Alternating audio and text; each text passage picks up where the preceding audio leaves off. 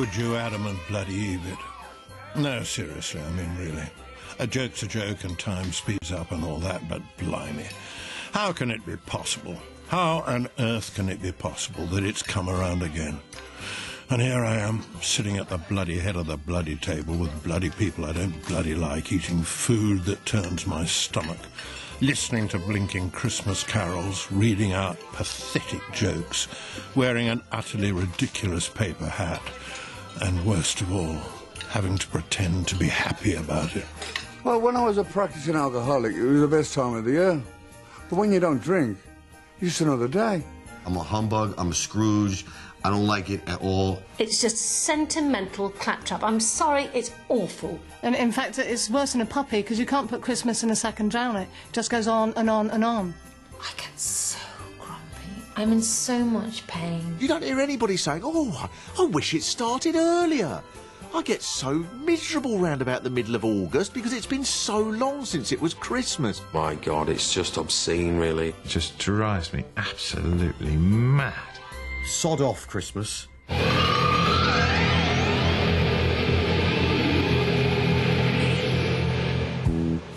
Impossible though it must be to believe, it really is that time of the year again. Shall I tell you what the worst thing about Christmas? No, really, shall I? Well, I will then. The worst thing about Christmas is the expectation of everyone around you that you're supposed to be jolly. Jolly? Jolly? What sort of word is jolly, anyway? Or maybe even worse than that. Oh, Merry Christmas! Yes. Blokes like this one. Merry Christmas! Just trying to ingratiate himself by wearing a daft hat once a year and telling his customers to have a Merry Christmas. And then you've got to repeat it back like a demented parrot. Merry Christmas to you too! Like you could give a damn. What upsets me is I want to be jolly, but I don't feel I can be because I'm being told I have to be jolly. And then that just upsets all the jolliness. It makes me grumpy when I want to be happy. Because it's bloody Christmas. Let's try and whoop the whole general populace into a frenzy of joy. It's Christmas. Cheer up, it's Christmas. No, be really upset and gloomy because it's bloody Christmas again. The way that disc jockeys have to be from about the 26th of November onwards, that they have to do all of that stuff. Hey, it's coming up to Christmas. Absolutely fantastic. I've never been so excited. Just 3.5 weeks away. What are you doing all your shopping? It's tremendous out there. The lights are flashing on Oxford Street. It's going to be Christmas. It's just so awful. I have the Tourette's during Christmas. Like, really, I'll walk down the street and I'll just scream something out, like, just completely left field and horrible. I hate it. I hate it. I can't say how much I hate it.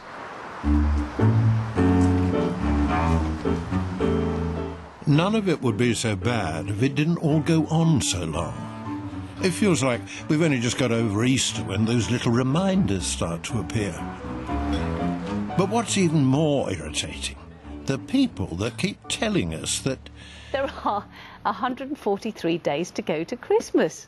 Great. Wonderful. Yeah. yes, that's right. We're even irritating our stupid selves. It's like the gestation period of an elephant, isn't it? It kind of comes and it comes and it comes. Have you got this done? Have you got your Christmas cards done? And don't even get me started on Christmas cards. It's Christmas creep is the problem. Christmas has crept.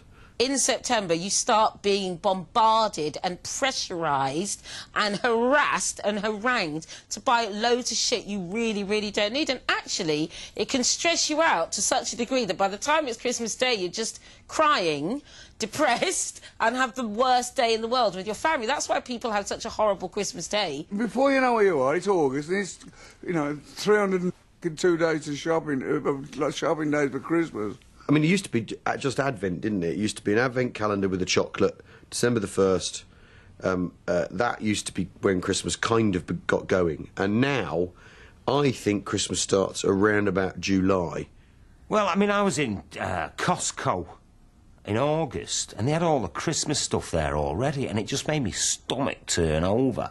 Because really, Christmas, once you get past a certain age, it's just a reminder that you're getting closer to death. I mean, where do you start? Where do you start? It doesn't matter. You can start anywhere because it's all beyond irritating. Can anyone, for example, tell us the point of the Christmas card, other than to give money to talentless art designers and unemployable writers of sycophantic verses? Oh, really? It's a piece of old cardboard with a picture of a robin on it, wishing people you see every day a Merry Christmas.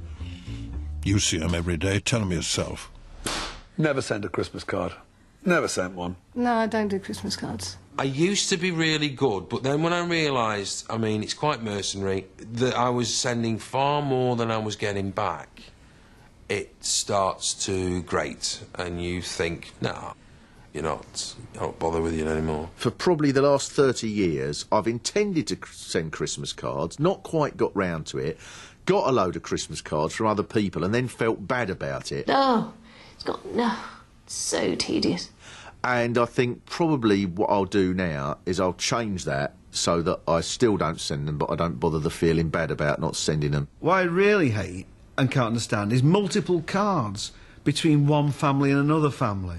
So you get, like, cards to you and your missus, and then cards from their kids to your kids. I just think, nah, what's the point? When I get cards, I think, send me a card straight in the bin. The worst is when you get a card from an organisation like your bank that it just says to customer, or even not even to... I got one from my mortgage broker that just had the stamp of the company. I'm going to invest in a stamp with my name. Boom, like that. Give us that one. Boom.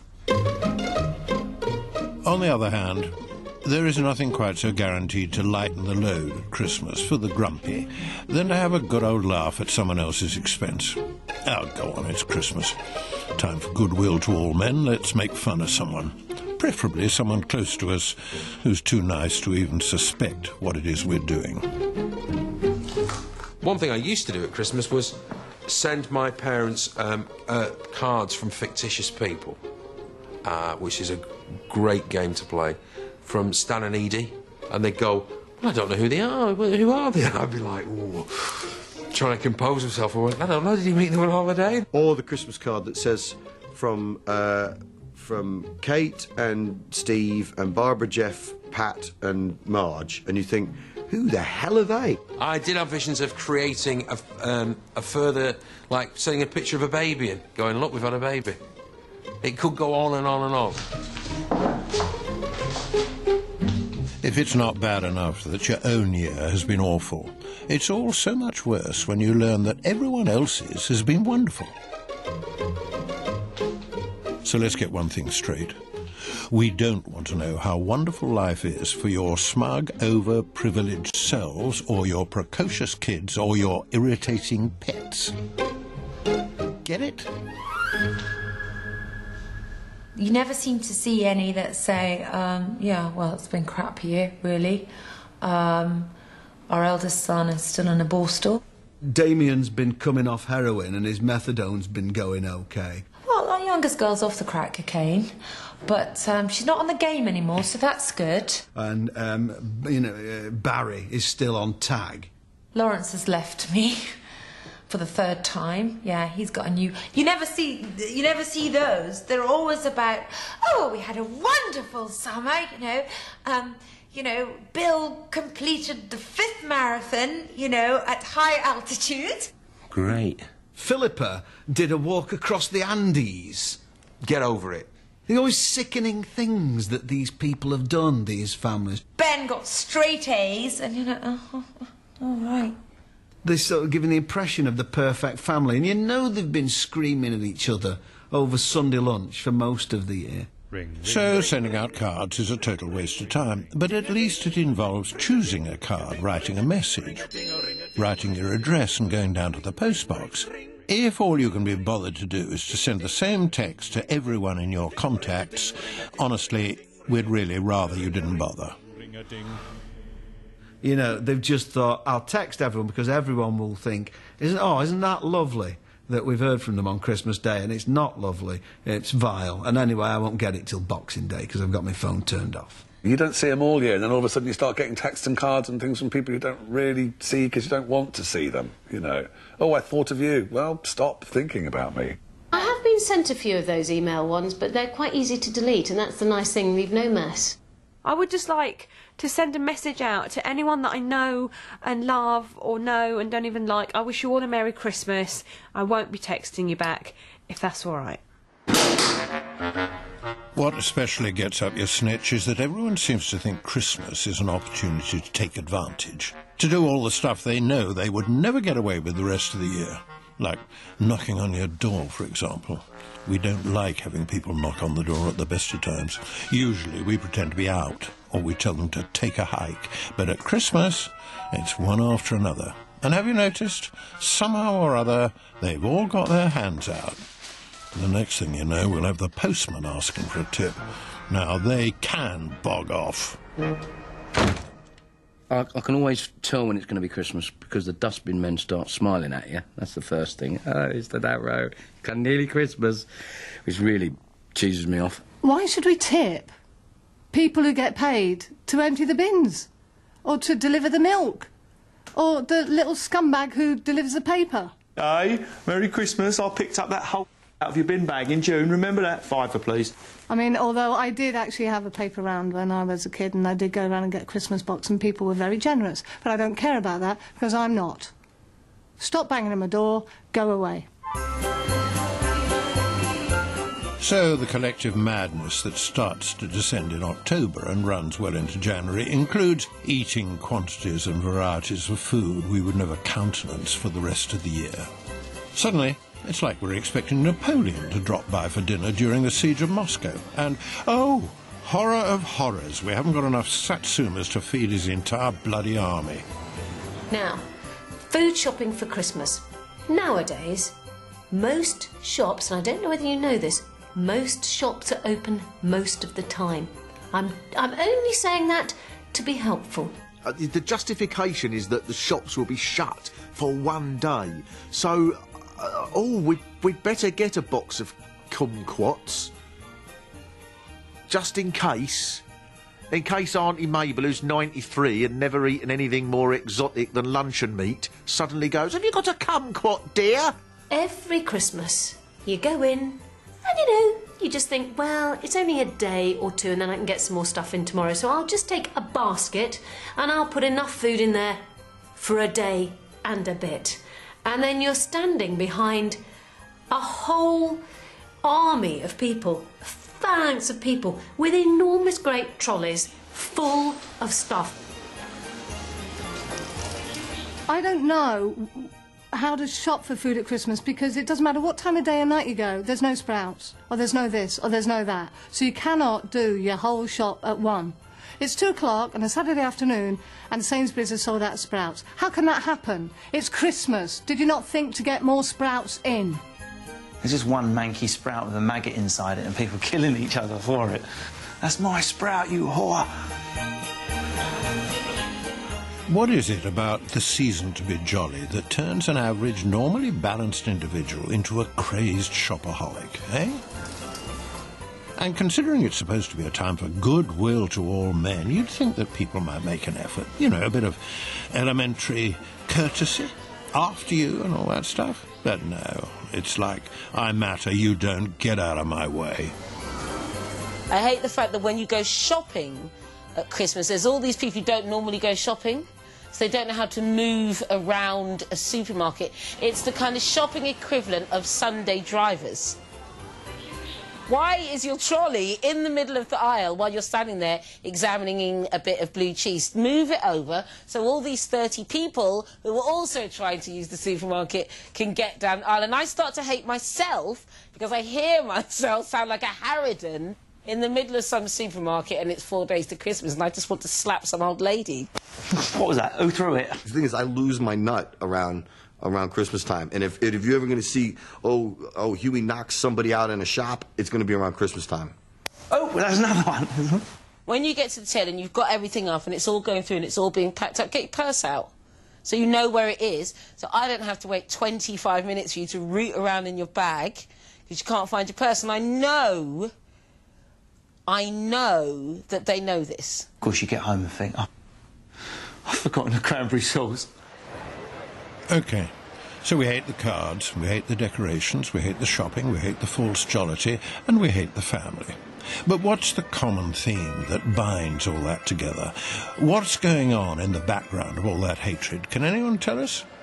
Yes, that's right.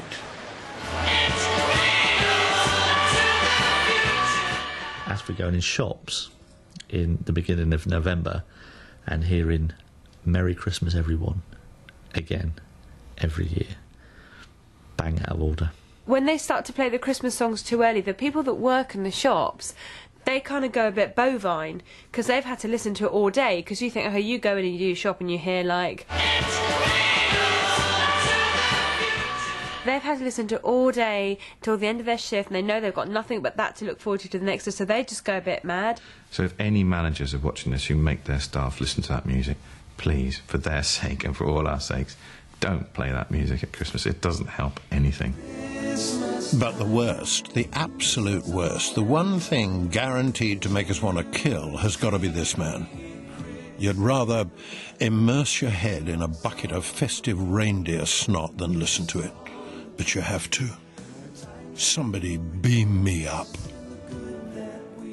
You're already fairly murderous, aren't you? You're in the supermarket, you want to kill people, you don't need to hear Cliff Richard. In fact, you never need to hear Cliff Richard ever anyway, let's face it. Oh, Cliff Richard. Oh, my God, no. You certainly don't need to hear it when you're already at the point of murdering someone in the supermarket, because it's just going to push you over the edge, isn't it, really? Love's on the fire and gifts on the tree. Give it a rest.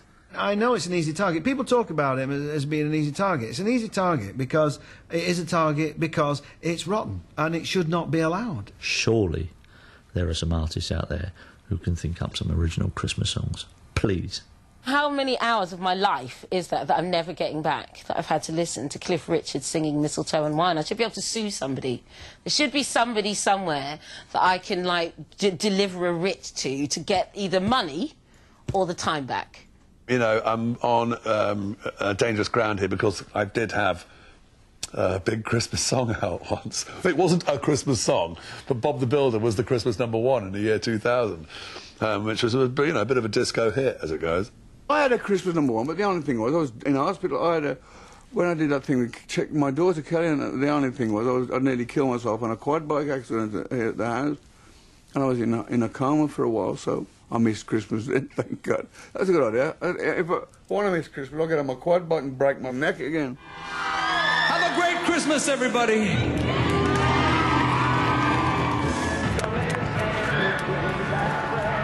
Isn't it lovely? No, really, isn't it heartwarming to see? It's the birth of our Lord, and it brings out the best in us. Goodwill to all men, peace on earth, a spiritual reawakening. So, the only thing to be said for Christmas, for most of us, is that it's a few days off. True, you have to be with the family, but at least you don't have to go to work. So, as it's Christmas, spare a thought for the poor sods who do have to work. Can you imagine what it must be like to have to entertain this lot? It's tired drunk audiences around Christmas and food fights. I mean, you know, it's not pretty. But and you turn up and you're the only one who's sober, so you sort of have to watch it and take it in, and they never listen and all that sort of thing. Christmas is a joyful time of drunken abandon for most people. What it means for comedians is dodging Bacardi Breezer bottles. Yeah, Gary, let's see if I can hit this one in the face. Right, chicken in a basket. Listen to the beginning of a joke, don't listen to the end of it. It can be like that at some comedy clubs. People get drunker and more jovial. You're dealing with people, A, being extremely drunk. They're eating. They're trying to get off with someone. And they're having to put up with you trying to tell them jokes. So quite a lot of the time, they're saying, do you mind? We're trying to eat here. It's pretty rubbish being a stand-up comic around Christmas, actually, from that point of view. And the money's good, but it ought to be, because the gigs are crap. And then the occasional splatter of vomit on a hard surface.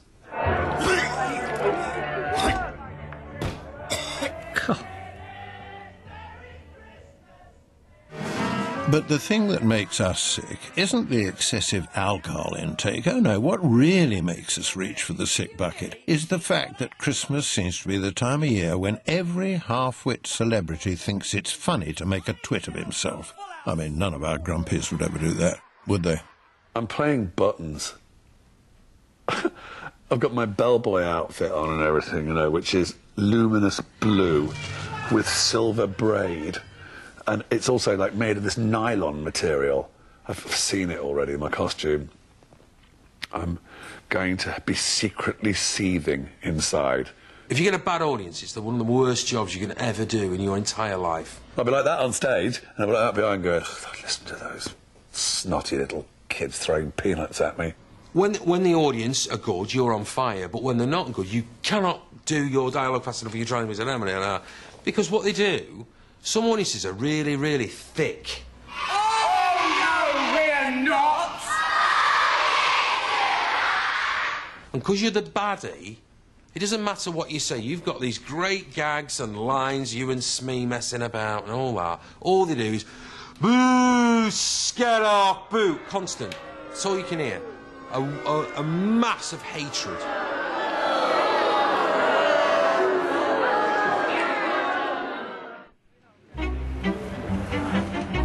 Of all the many great mysteries surrounding Christmas, this one has got to take the proverbial hobnob. It's Jesus' birthday.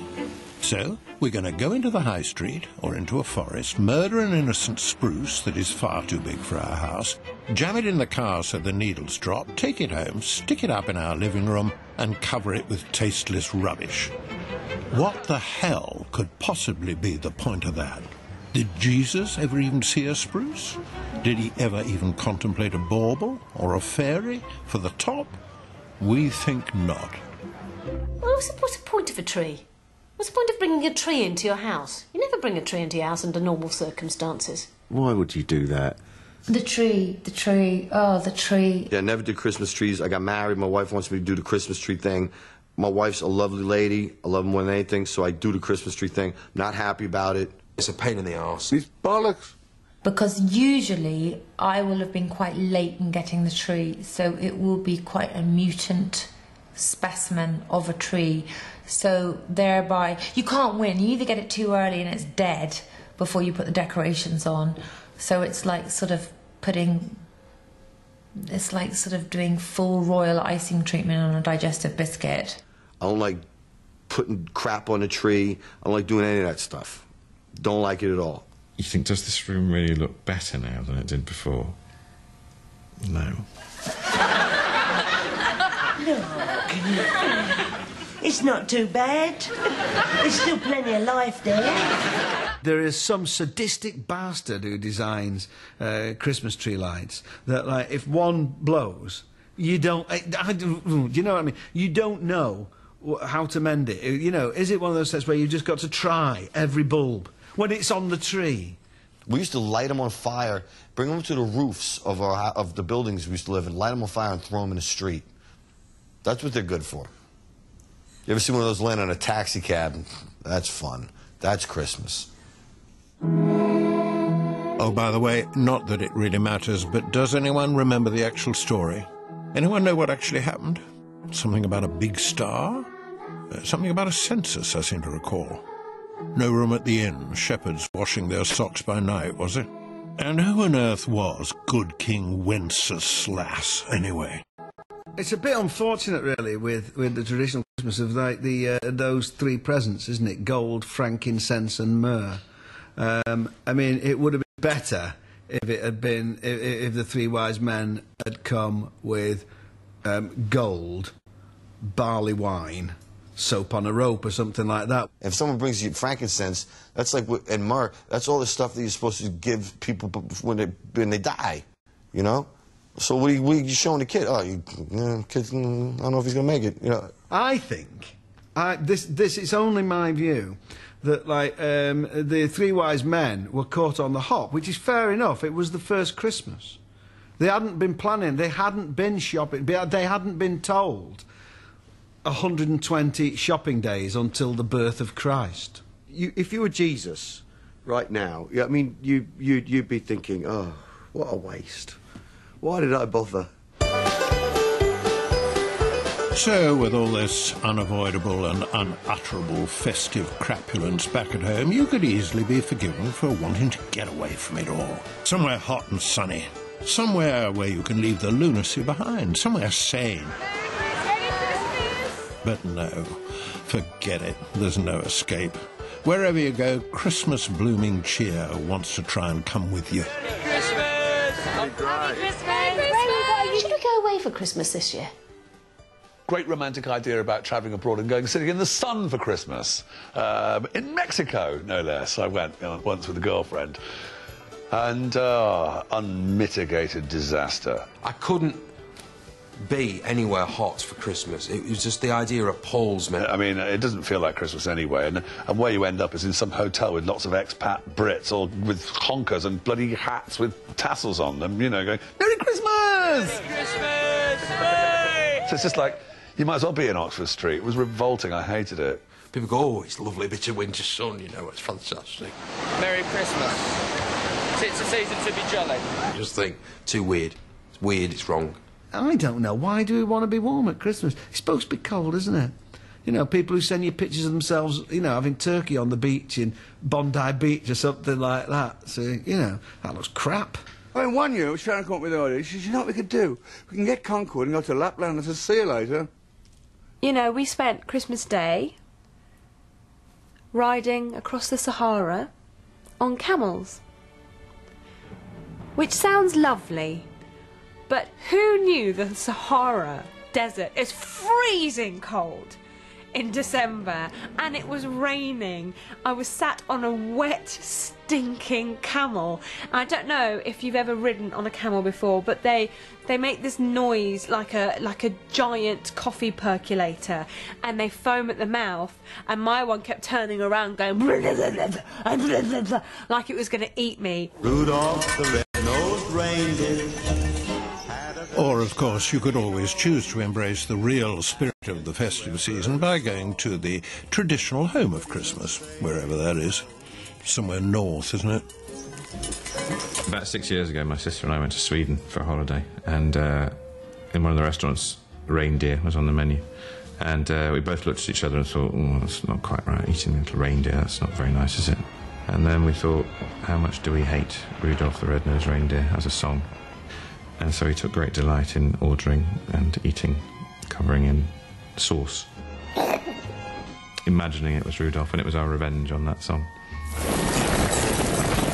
In certain Middle European countries, I believe they offer Noddy Holder on the menu. One of the unvarnished joys of Christmas is that it's a time to be with the family. But which family? His, hers, the ex's? Whichever one you choose, you're guaranteed to upset somebody. And isn't it fun to spend all that time on the motorway with overtired and overexcited kids in the back seat? Now, what do we think? Shall we set off early to avoid the last-minute rush? When I was a lad, we'd go up to Birmingham, where my mum's side of the family lived.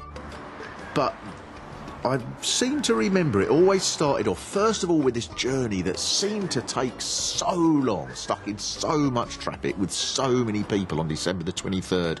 And then, at the end of the journey, there being a period of about an hour and a half where we just stood around while my dad and various men from the family discussed the route that he'd taken to get through Birmingham off the motorway. The worst thing about Christmas is the hectic dash from one eggy gift-giving event to another. And you hurry from one arena of disappointment to a fresh one. That's the kind of pressure that's horrible about Christmas. One person wanting you and another person wanting you, you know. Well, do you know what? Neither of you have me. I'm going to go and sit on the loo with a cooked turkey breast from Tesco and drink 3 bottles of claret and a bottle of scotch with a portable television, and you can all bugger off. And I just have this memory of hours going by, and oh, right, well, what you did is you should have taken the A234 off of Stechford, and that way you cut out the bottleneck at Digbeth, and you go round the back of Erdington, and that way you can take the flyover over the Spaghetti Junction and take the 450. I have had Christmases where I have had to have more than one Christmas dinner on Christmas Day for fear of offending people, you know, that it's just been easier that way to eat 2 full Christmas dinners. I can't deal with these people that do about 3 different drives in a day just to keep everyone out. It's great, once you pop a sprog out, you're allowed to do anything. I'm sorry I've got kids now because we just can't travel, because I've got a baby, and no one in the history of the earth has ever had a baby before. So if I leave the house, we will all be, unfortunately, achieve gaseous form and die instantly. So everyone has to come to us now, just because I'm lactating. And my dad going, oh, yeah, we see the mistake I made was that at Sutton Coldfield. I went, oh, right, well, that's what you did. Well, in future...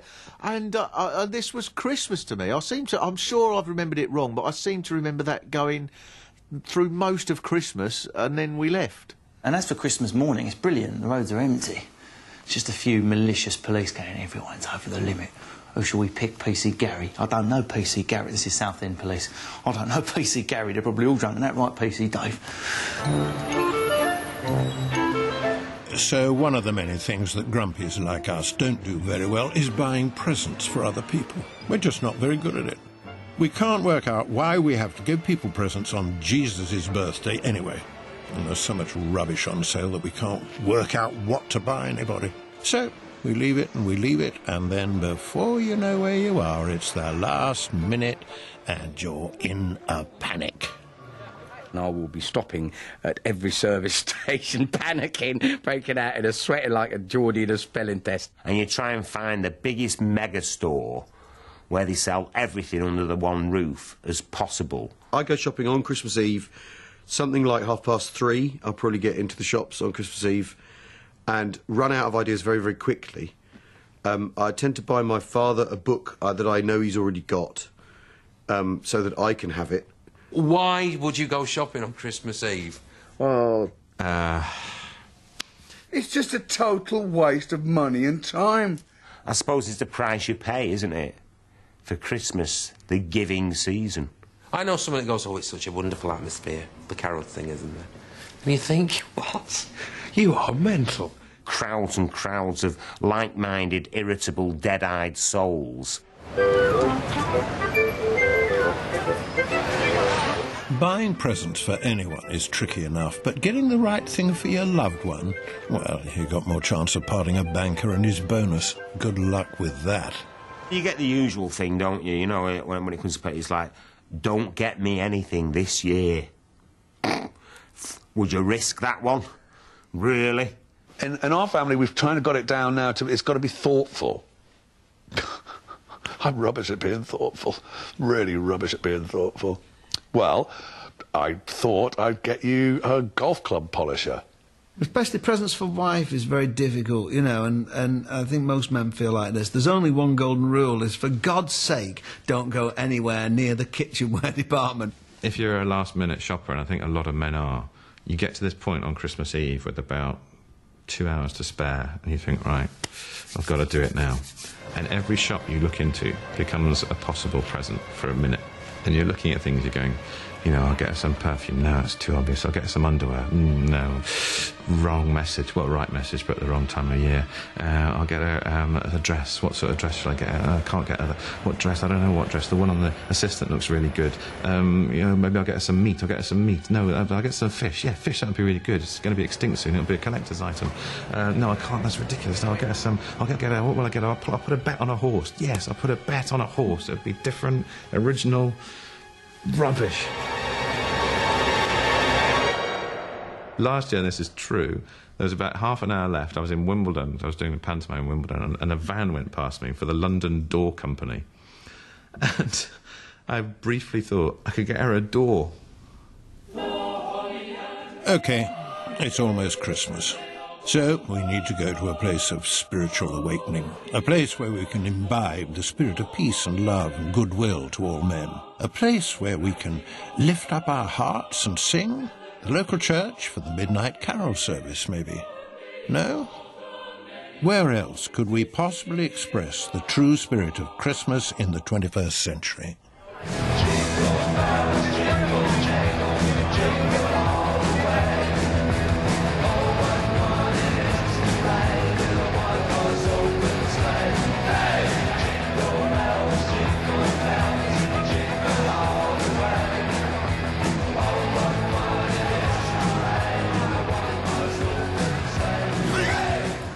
When I was younger, younger, you used to go home, didn't you, and see all your friends. You'd go out, go to a pub. There's always a pub on the market square or something. And you'd all meet up. You'd 20, 30 of you.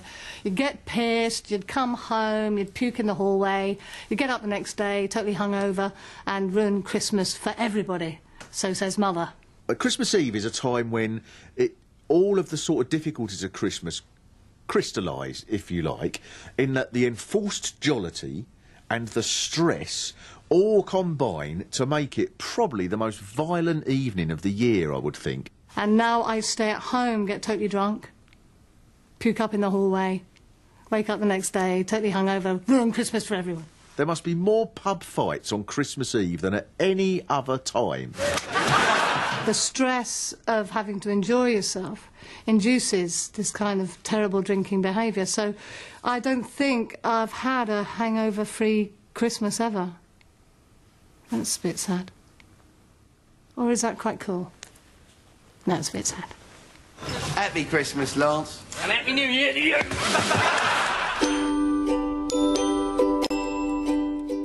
So, you've had a skinful the night before, crawled in at 3 a.m, so you look and feel like a rat's bum when you wake up the next morning. Then it dawns on you. You're supposed to be full of Christmas cheer, and all you're full of is dyspepsia. And guess what else is happening to complete your joy? Yes, that's right. The in-laws are coming over. Oh, joy. Oh, bliss. Oh, my God. Yes, we're all grumpy. Grumpy men and grumpy women, grumpy boys and grumpy girls, miserable in tooth and claw. But even we, hard-hearted and dyed-in-the-wool cynics that we are, can't help but get a little dewy-eyed on Christmas morning. What could be more magical than the giving and receiving of presents? How? The big difference between posh people and common people is that common people open their presents first thing in the morning and posh people open theirs later on. You might want to remember that. But even this simple stuff is fraught with 1,000 complications. Did they spend more on you than you did on them? Did you accidentally give them back the same hot water bottle cozy they gave you last Christmas? And hardest of all, when you receive something you don't want and have given away something you do want, you are supposed to look happy. How's that supposed to work, then? Let me set the scene for you. Knocking at the door, entering with your hands laden with this pile of presents like a scene out of Meet Me in St. Louis. In you go with your presents for all your brothers and sisters, families and friends and all their little ones. Cut to leaving the place with one small paperback that you've already read. The really rubbish thing about Christmas, you have to enjoy the gift of giving. And you actually have to do that. And that's one of those things where you're told younger that the joy is in the giving, and you think, oh, piss off. No, the joy is the frenzied unwrapping, like a sort of crazed velociraptor tearing its prey apart, like that. When the Christmas spirit normally hits me is normally that 30-second period on Christmas morning when I grab a present from under the tree and rip off enough paper to realise that somebody's bought me the same old tat again. What I've done is sometimes, and it's a bit inexcusable this, I've looked at it and thought, what a pile of cack you've sent me here. Who don't I like very much, so I've got to send a present to. I'll send it to them, so I'll redo it and send it back. It's going to be something that someone gave them that they didn't want, that they gave you, because it's like last-minute stuff. If you have people over at your house, they feel they got to bring something. Don't. If you come to my house, don't bring anything. Just come. Bring liquor, bring scotch. As my nan lost her mind more and more, she would just wrap up found objects, weird objects. You know, she just like...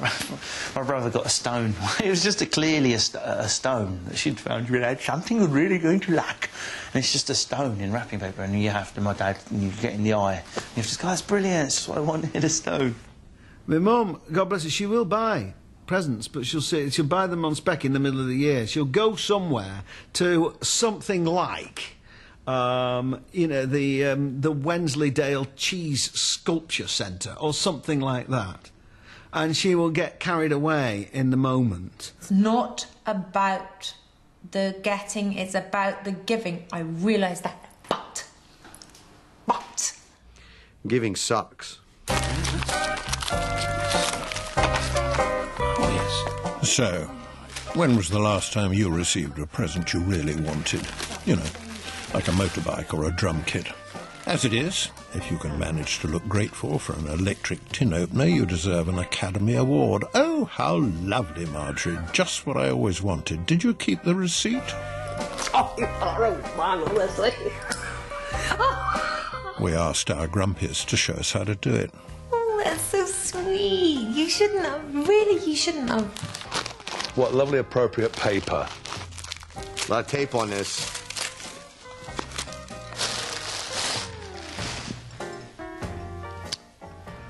Now, what an original piece. Really nice. This glass? Nice.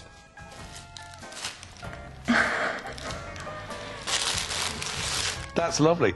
Now I can put that in a bedroom. Oh, God, that's lovely. Oh, it's so sweet. Thank you so much. It's really thoughtful of you.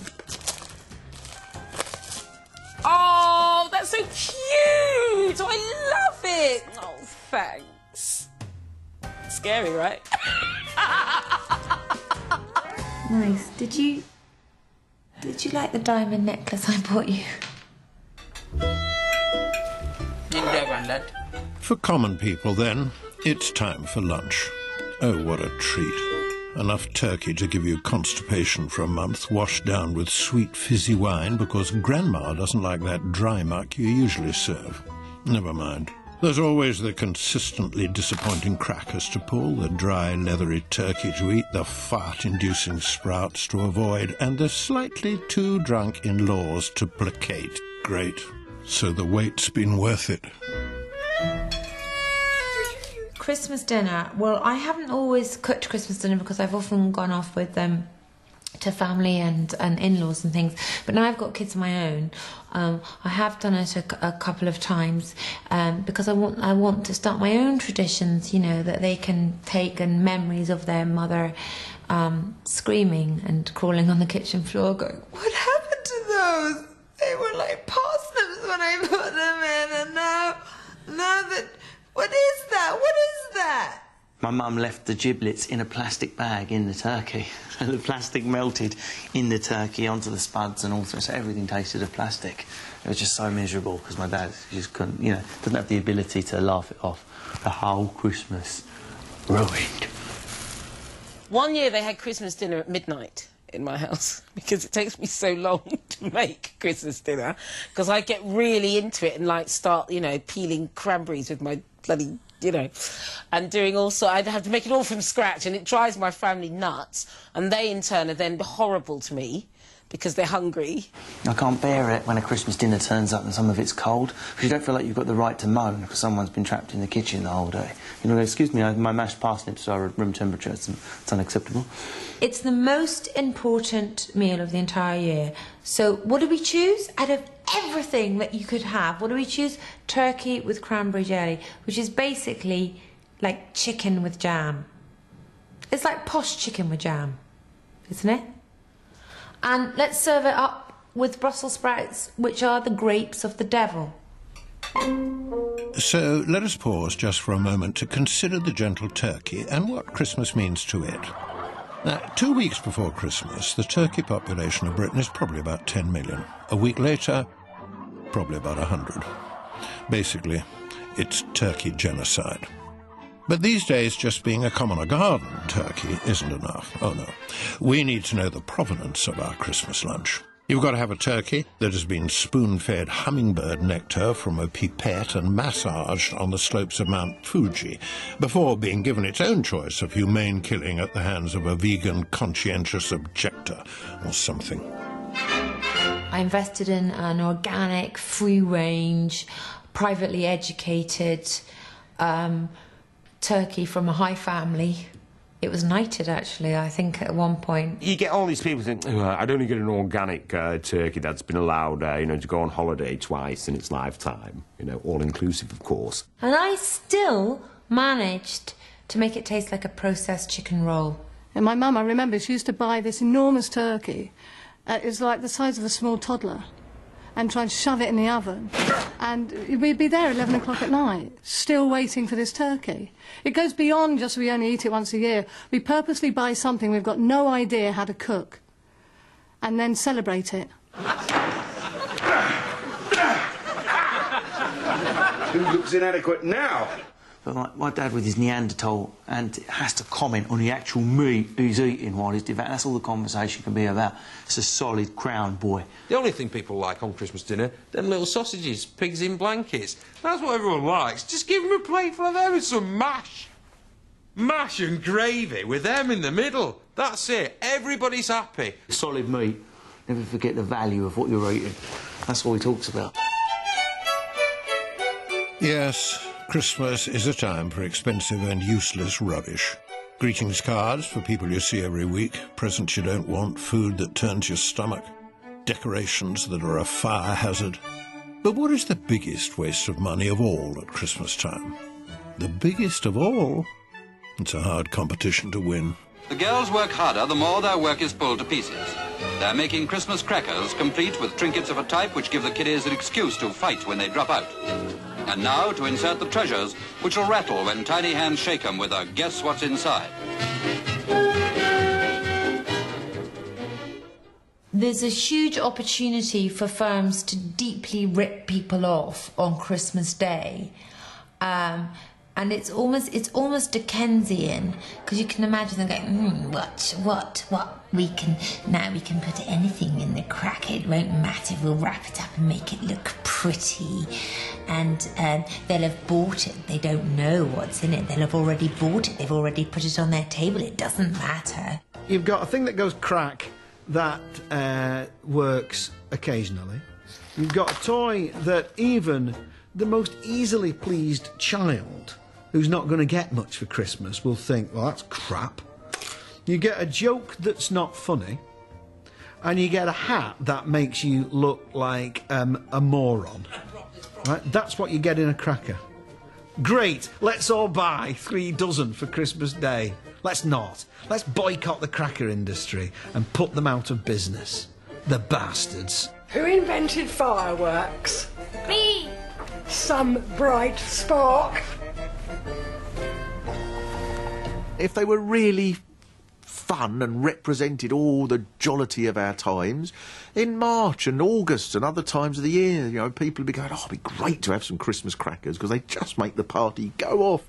And the worst thing is, if you have to put a cracker with someone that you don't know, it's a bit awkward, because there's a bit of a, like, what's the cracker etiquette? If I pull too hard, they'll think I'm a, you know, a bit of a cow. If I'm a bit, you know, flimsy with it, they'll walk all over me, you know.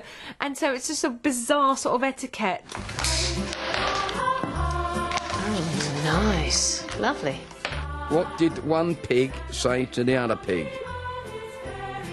Let's be pen pals. What do you get if you cross a skeleton and a detective? Sherlock Bones. When is a boat like a pile of snow? When it's adrift. Oh, this is brilliant! Where do sick gnomes go? To the elf centre. Why are brides unlucky? Well, they never marry the best man. What do you call a row of men waiting for a haircut? A barbecue. What a pile of cack. I'd be very happy if one of those stupid jokes actually got my mouth just to turn up a little bit at the corners. In 41 years, I haven't found one yet. I've based a lot of my material on cracker jokes, actually. So once we've forced down more food in one sitting than we'd normally have in a week, what do we have for dessert? A light sorbet, perhaps? A palate-cleansing fruit salad? Oh, no. This is Christmas, and it's the law. And what is that? Seriously? It looks like doggy doo-doos. Tastes like doggy doo-doos. Even takes longer to prepare than doggy's doo-doos. Nobody eats Christmas pudding. You buy it, steam it for 73 days. Literally, it comes out, it's like you could kill somebody with a Christmas pudding, right? If you hit someone upside the head with a Christmas pudding, they would certainly have some sort of hemorrhage in their brain. I don't think anybody likes them. Does anybody like Christmas pudding? Really, come on. Nah. How come you get to a point where, under normal circumstances, you would say, no, no, thanks, no, I won't have any pudding, thank you very much, and everybody would accept that, and they'd say, no, they're not having any pudding, and they go, no, just a little bit of Christmas pudding, and you go, no, really full. I spent ages making this Christmas pudding. No one likes it.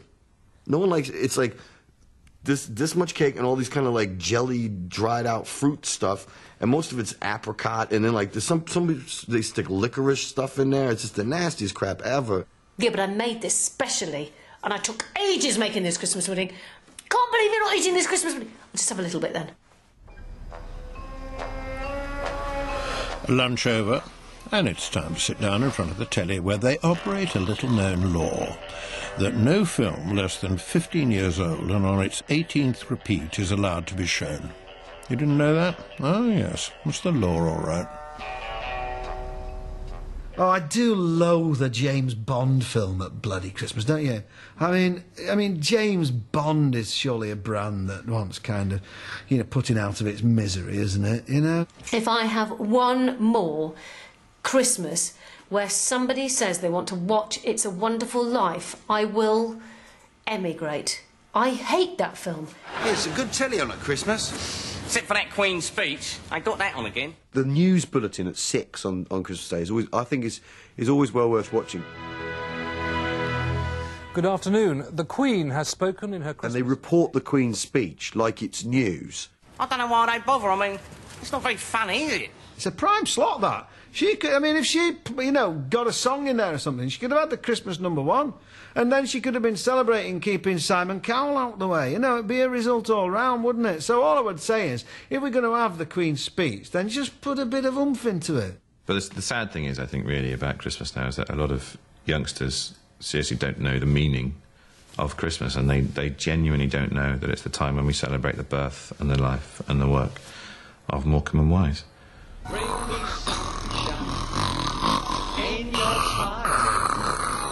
Yes, it's a time for ritual, for customs, for ceremony, and for falling out with your loved ones. It's the end of the year, and frankly, you've had them up to here. Add a hangover, a belly full of constipation, a glass of cheap plonk, and the Queen's Christmas message, and you have a recipe for the St. Valentine's Day massacre. It only takes a little bit to get you right back to when you were a kid. When you were a kid and you really hated that auntie, or your brother was a total tosser, or your mother just had it in for you. So I'm doing a lot of this. I'm like, I feel like Robert De Niro. I'm like, talking to me? Talking to me? I know you're not talking to me. It's such a vulnerable time when you all get together, and that's where you revert to type. You revert to those horrible old Christmases where you were a teenager and your hormones were running wild and you never asked to be born. And everybody does that, probably about an hour and a half after they've eaten. When we're still doing the family Christmas with my dad, because my dad's always has... He starts miserable, or starts the day by being kryptonite in the corner. Shouldn't have bought it, wasted your money, what you open your Christmas present, legs open, glimpse of scrotum through the dressing gown. And then, of course, you got certain family members who can't handle their liquor, and they get like that, and you got to bite your tongue. Then he drinks 4 Stellas and becomes irritatingly jovial, swears until he offends my mum at dinner, and then goes back into depression at the end of the night of my life. It's a piece of shit, isn't it, boy? And it's tough, because, I'm newly married, so I don't want to, knock out my uncle.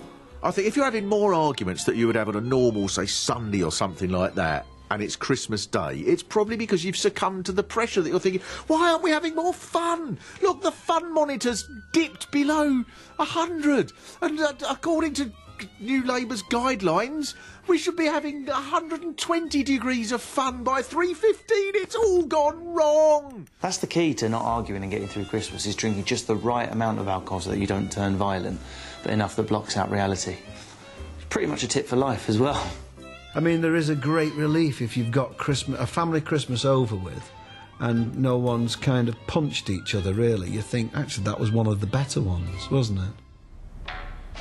If the Queen's speech is over, then it's probably a good 45 minutes since you've finished lunch, so time for a little snack, I think. Fancy some cold cuts, Auntie Gloria? I mean, I love all the food, but then I forget the guilt thing. I'm like, you know, it's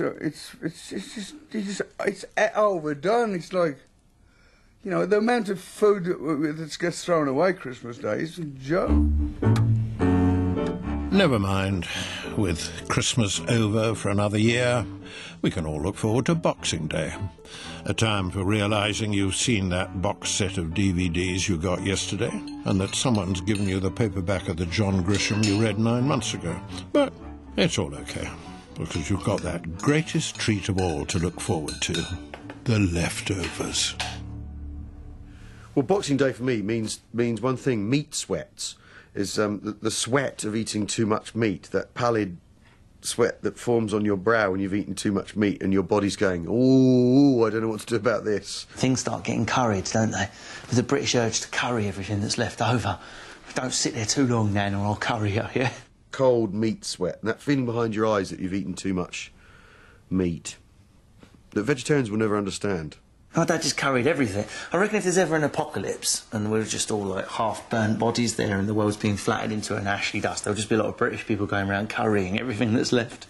And I do make turkey soup and I do make turkey curry, and we do have turkey sandwiches that evening, and we do have turkey sandwiches on Boxing Day, and turkey, turkey, turkey. You don't go back to work or anything, you just kind of watch loads of telly and eat the leftovers. Or as Spanish people call it, tapas. Do you know what? I always go into the new year feeling a bit depressed. I don't know why, I just always have. It's that sort of horrible black hole after Christmas, isn't it? I feel relieved that Christmas is over, to be honest. It's been building up, building up. It's always, always, always a disappointment. It doesn't live up to much. I'm sure that's why some people are on drugs. So Boxing Day is the day to buy sofas, but didn't it come from being something? Isn't that supposed to be the present day where you box something up and give something to somebody, or is it the day you knock the person out that you've been wanting to knock out all year? Because I'd like it to be the latter. And you just need to rest before the nightmare of New Year comes.